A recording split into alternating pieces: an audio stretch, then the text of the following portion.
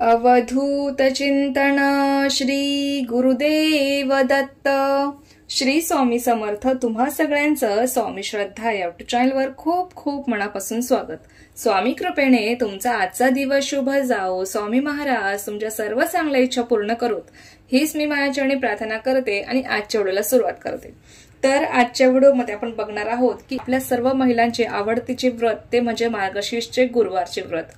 त्याची पूजा मांडणी कशी करायची, नैवेद्य काय दाखवावा, दुसऱ्या दिवशी उत्तर पूजा कशी करायची याबद्दल आपण आजच्या व्हिडिओमध्ये माहिती बघणार आहोत. अतिशय महत्त्वाची आणि सुंदर अशी माहिती आहे.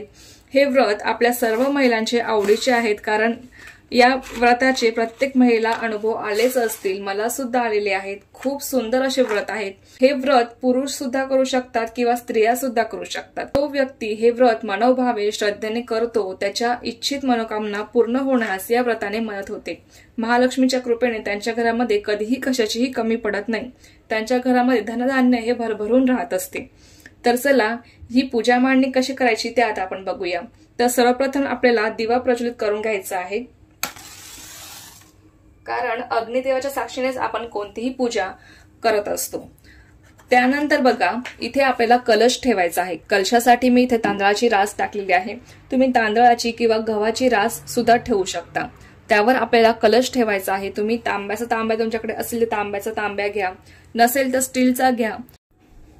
आता बघा या कलशामध्ये तुम्हाला एक सुपारी, एक नाणं, त्या हळद, कुंकू, अक्षता टाकायच्या आहेत. त्यानंतर तुम्हाला दुर्वा टाकायच्या आहेत आणि एखादं फूल टाकायचं आहे. आणि या कलशाला सर्वप्रथम स्वस्तिक आणि 5 बोटं तुम्हाला उमटवायचे असतात. त्यानंतर कलश ठेवायचा आहे. या कलशामध्ये बघा काही ठिकाणी 5 झाडांची 5 पानं ठेवतात. तुम्ही 5 झाडांची 5 पाने ठेवू शकतात. काही ठिकाणी पत्री मिळते बघा मार्केटमध्ये, बाजारामध्ये मार्गशीर्ष महिन्याच्या गुरुवारी वगैरे पत्री मिळते. त्याच्यामध्ये सगळ्या झाडांची पाने असतात. ती पाने तुम्ही ठेवू शकता, ती पत्री आणून ठेवू शकता, किंवा तुम्ही विड्याची पानं ठेवू शकता किंवा आंब्याचे डहाळे सुद्धा तुम्ही ठेवू शकता, काही हरकत नाही. आता सध्या मी विड्याची पानं ठेवत आहे. तर बघा याच्यावर मी विड्याची पानं आणि नारळ ठेवून घेतलेलं आहे. तुम्हाला अशाच पद्धतीने कलशाची मांडणी करायची असते. आता बाजारामध्ये या कलशाला नेसवायला वस्त्र मिळतात, मुकुट मिळतो महालक्ष्मीचा. तुम्ही ते आणू शकता. ते अगदी ऑप्शनल आहे. तुम्हाला जर इच्छा असेल तर तुम्ही आणू शकता. आता माझ्याकडे आहे म्हणून मी तुम्हाला दाखवते मांडून. अशा पद्धतीने मी कलशाला वस्त्र आणि महालक्ष्मीचा मुकुट घालून घेतलेला आहे. हे अगदी ऑप्शनल आहे. बाजारात आता भरपूर प्रकारचे छान छान मुकुट, वस्त्र मिळतात. तुम्हाला जर इच्छा असेल तुम्ही आणू शकता, किंवा नाही आणलं फक्त कलश जरी मांडला तरी चालणार आहे. शेवटी आपण काय करतो त्यापेक्षा जास्त आपण किती श्रद्धेने ही सेवा करतो, ही पूजा करतो ते जास्त महत्वाचं आहे. याच्या मागे एकच भाव असतो की आपली महालक्ष्मी एक छान सुंदर दिसायला पाहिजे. म्हणून हे सुशोभीकरणासाठी महालक्ष्मीचा मुकुट आणि वस्त्र नेसवलं जातं. आणि एक मुकुट घातला म्हणजे एक देवीचं रूप सुद्धा आपल्याला त्या कलशामध्ये दिसतं. हा एक यामागे भाव असतो. तर तुम्हाला जर इच्छा असेल तुम्ही आणू शकता, किंवा नाही आणलं फक्त कलश जरी मांडला तरी चालणार आहे. शेवटी श्रद्धाभाव आपला खूप महत्वाचा आहे. महालक्ष्मीला आता मी हळद कुंकू वाहून घेते.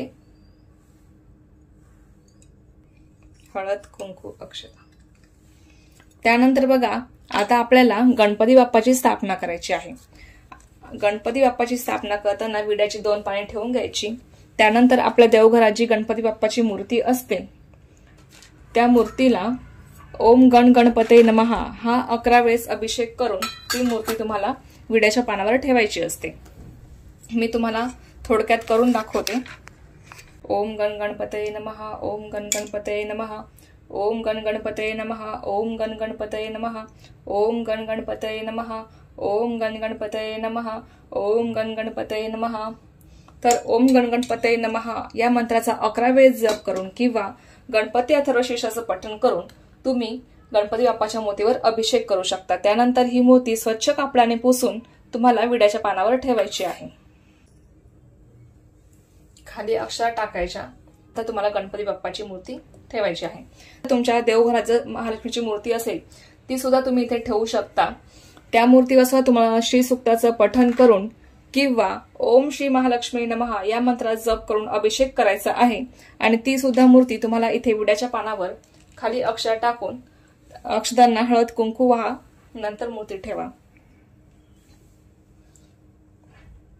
तुम्हाला ती मूर्ती ठेवायची आहे। तुमच्या देवघरात जर श्रीयंत्र असेल तर तुम्ही अवश्य इथे ठेवायला विसरू नका, कारण श्रीयंत्र हे महालक्ष्मी मातेचं आसन आहे आणि त्यावर तुमच्याकडे कमळगट्ट्याची माळ असेल तर ती सुद्धा अवश्य ठेवा।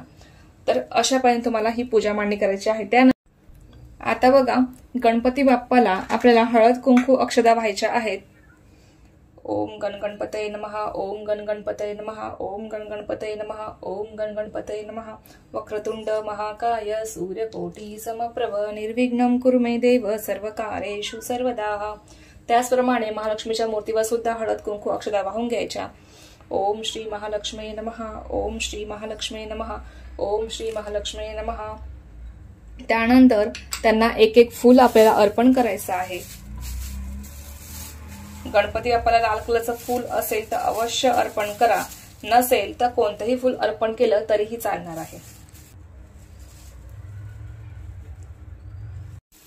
त्यानंतर बघा, फुले वाहून झाल्यावर आपल्याला गणपती बाप्पाला गुळ खोबऱ्याचा नैवेद्य दाखवायचा आहे।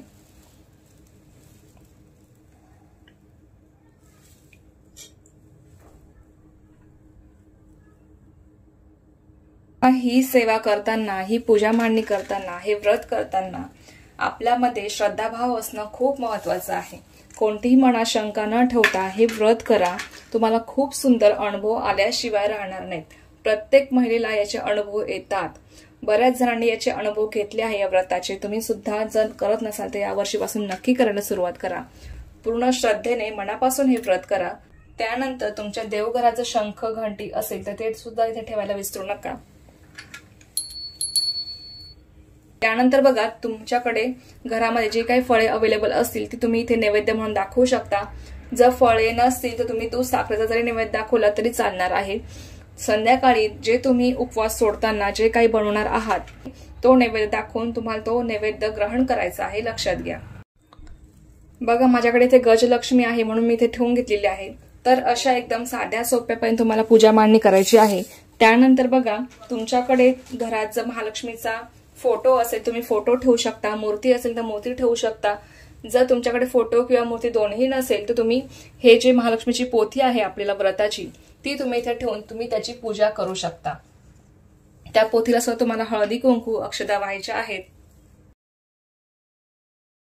पण तुमच्याकडे जर फोटो मूर्ती नसेल तर तुम्ही ही पोथी ठेवून तुम्ही त्याची पूजा करू शकता। अशा पोथीमध्ये महालक्ष्मी देवीची कहाणी आहे, त्याचप्रमाणे महालक्ष्मी महात्म्य आहे, ते तुम्हाला मी दाखवते, एक मिनिट। महालक्ष्मी देवीची जी कहाणी आहे त्यानंतर इथे महात्म्य आहे। याच्यानंतर हे महात्म्य हे तुम्हाला वाचायचं आहे। हे वाचायला तुम्हाला काही जास्त वेळ लागणार नाही। हे वाचून झाल्यानंतर तुम्हाला ओम ऐं श्रीं महालक्ष्मी नमः, ओम ऐं श्रीं महालक्ष्मी नमः या मंत्राचा तुम्हाला जर एक माळा जप करता आला तर अवश्य करा, नाहीतर किमान 11 वेळेस तरी करा। खूप सुंदर अनुभव येतील बघा। त्यानंतर बघा, तुम्हाला महालक्ष्मी अष्टकम म्हणायचं आहे, किमान एकदा तरी तुम्हाला म्हणायचं आहे। आणि त्यानंतर तुम्हाला महालक्ष्मी देवीची आरती करायची आहे। सगळ्यात आधी गणपती बाप्पाची आरती करा, मग महालक्ष्मी देवीची आरती करा, त्यानंतर आपल्या स्वामींची आरती करा। तर अशापर्यंत तुम्हाला गुरुवारची ही पूजा मांडणी करून अशापर्यंत तुम्हाला ही आरती करायची आहे। खूप सुंदर या व्रताचे अनुभव आहेत बघा, तुम्ही सुद्धा नक्की करा। पूर्ण श्रद्धेने मनापासून ही सेवा करा। त्यानंतर तुम्ही महालक्ष्मी देवीची ओटी भरू शकता, अगदी पहिल्याच गुरुवारी भरली तरी चालणार आहे। आणि अशा एकदम साध्या सोप्यापर्यंत तुम्हाला ही पूजा मांडणी करायची आहे, हे व्रत करायचं आहे। आता बघा, ही पोथी वाचून झाली, आता याचे नियम काय आहेत? तर नियम याला काहीच नाहीये, फक्त पूर्ण श्रद्धेने मनापासून ही सेवा करा। ही पोथी वाचायला विसरू नका। त्याचप्रमाणे महालक्ष्मी अष्टकम त्या पोथीमध्ये दिलेलं आहे ते सुद्धा वाचायला विसरू नका। आणि महालक्ष्मीची आरती करायला विसरू नका। संध्याकाळी उपवास सोडताना जो काही तुम्ही नैवेद्य बनवणार तो तुम्ही दाखवून आरती करायची, त्यानंतर उपवास सोडायचा। अशापर्यंत तुमचं हे व्रत प्रत्येक गुरुवारी तुम्हाला अशाच पद्धतीने ही पूजा मांडणी करून तुम्हाला हे व्रत करायचं आहे। आता दुसऱ्या दिवशी सकाळी उत्तर पूजा कशी करायची ते बघा।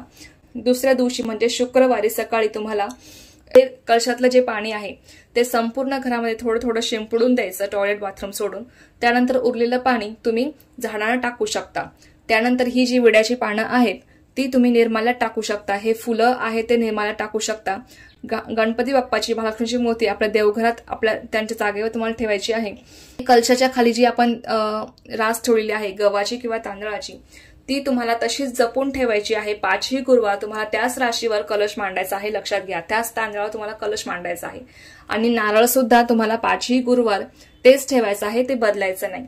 त्यानंतर त्या नारळाचं किंवा त्या तांदळाचं काय करायचं हे मी तुम्हाला नंतर सांगेल। त्यानंतर तुपाचा दिवा लावायचा, धूप दीप ओवाळायचं, अगदी सुगंधित प्रसन्न वातावरण तयार करायचं आपल्या घरामध्ये, जेणेकरून महालक्ष्मी मातेला सुद्धा खूप प्रसन्न वाटेल। आणि ही पूजा मांडणी तुम्ही सकाळी करू शकता किंवा संध्याकाळी सुद्धा करू शकता, पण मी तुम्हाला म्हणेल जर तुम्हाला शक्य असेल ना तर सकाळीच करा, जेणेकरून दिवसभर आपल्याला त्या पूजेच्या सात्विक लहरी ज्या आहेत त्या आपल्याला दिवसभर मिळतात आणि त्या पूजा मांडणीकडे बघून आपल्याला सुद्धा खूप प्रसन्न वाटतं।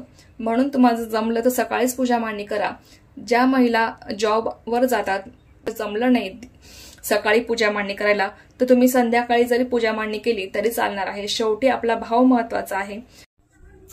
तर अशा पद्धतीने तुम्हाला धूप दीप ओवाळून घ्यायचं, छान सुगंधित आणि प्रसन्न वातावरण आपल्या घरातलं ठेवायचं।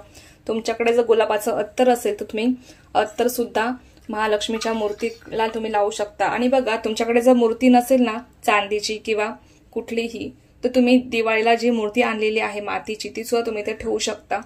जर तुमच्याकडे मूर्ती फोटो नसेल तुम्हाला मी सांगितलं आहे की पोथी ठेवून द्या, पोथीची पूजा करा आणि कलश मांडा। कलश मांडायला विसरू नका। पहिले तुम्हाला ही पूजा मांडणी करायची आहे। या पोथीमध्ये सुद्धा दिलेलं आहे की जो कोणी हे व्रत पूर्ण श्रद्धेने मनापासून करतो त्याच्या इच्छित मनोकामना पूर्ण होतात, त्याला सुख ऐश्वर्य संपत्ती संतती सर्व काही लाभते, महालक्ष्मी मातेच्या कृपेने त्याची भरभराट होते। त्यामुळे हे व्रत प्रत्येक स्त्रियांनी करायलाच हवं। स्त्रियांना नाही जमलं तर पुरुष सुद्धा हे व्रत करू शकतात, अगदी कुमारिका मुली सुद्धा हे व्रत करू शकतात। त्यामुळे आपल्याला मनासारखा जोडीदार मिळावा म्हणून मुली सुद्धा हे व्रत करू शकतात। म्हणून पूर्ण श्रद्धेने मनापासून हे व्रत करा। तुम्हाला सुद्धा महालक्ष्मी मातेच्या कृपेने तुमची सुद्धा भरभराट होऊ दे, तुम्हाला सुख संपत्ती संतती ऐश्वर्य सर्व काही लाभू दे, ही महालक्ष्मी चरणी मी प्रार्थना करते आणि आजचा हा व्हिडिओ इथेच थांबवते। अशाच एकदम साध्या सोप्या पद्धतीने तुम्ही पूजा मांडणी करा आणि हे व्रत करा, तुम्हाला अनुभव आल्याशिवाय राहणार नाही। तर चला, तुम्हाला जर ही माहिती आवडली असेल तर व्हिडिओला लाईक शेअर सबस्क्राईब करायला विसरू नका। पुन्हा भेटू अशाच एका नवीन व्हिडिओ सोबत किंवा नवीन विषयासोबत। तोपर्यंत सर्वांना श्री स्वामी समर्थ, जय जय स्वामी समर्थ।